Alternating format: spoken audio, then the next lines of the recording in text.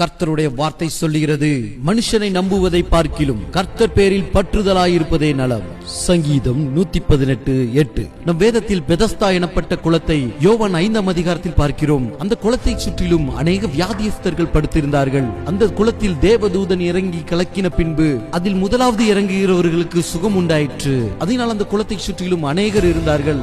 அதில் ஒருவர் 38 வருஷம் படுத்த படுக்கையாய் அந்த குளத்தின் அருகே படுத்திருந்தார். இயேசு கிறிஸ்து அவன் நெடுநாட்களாய் படுத்திருப்பதை அறிந்து, நீ சொஸ்தமாக விரும்புகிறாயா என்று கேட்டார். அதற்கு அந்த வியாதிஸ்தன், குளம் கலங்கின பின்பு எனக்கு முன்பாக அநேகர் சென்று விடுவதினால் நான் இன்னும் சுகம் பெறாமல் இங்கே இருக்கிறேன் என்று சொன்னார். அந்த வியாதிஸ்தனுடைய எண்ணம், இந்த மனுஷன் எனக்கு உதவி செய்வார், என்னை கொண்டு போய் இந்த குளத்தில் இறக்கி விடுவார் என்று நம்பிக்கையோடு அந்த வார்த்தைகளை சொன்னார். ஆனால் சொஸ்தமாக வேண்டுமா என்று கேட்டது கர்த்தராகிய இயேசு கிறிஸ்து. உன் படுக்கையை எடுத்துக்கொண்டு நட என்று ஒரு வார்த்தை சொன்னார். அந்த ஒரு வார்த்தையில் அவன் படுக்கையை எடுத்துக்கொண்டு நடந்தான். ஒரு பெரிய சுகம் உண்டாயிற்று. இந்த நாளிலும் நாமும் அந்த வியாதிஸ்தனை போல எந்த மனிதன் நமக்கு உதவுவான் என்று நம் கண்களை ஏறெடுத்து பார்த்து கொண்டிருக்கலாம். அநேக மனிதர்களை நம் நம்பி ஏமாந்து இருக்கலாம். கர்த்தருடைய ஒரே ஒரு வார்த்தை உங்களை சுகமாக்கும், உங்களை விடுதலையாக்கும், உங்களுடைய தேவைகளை சந்திக்கும், உங்களுடைய தோல்வியில் உங்களுக்கு ஜெயத்தை கொடுக்கும், உங்களை ஆசீர்வதிக்கும். கர்த்தருடைய வார்த்தை உங்களுடைய வாழ்க்கையில் உண்டாவதாக.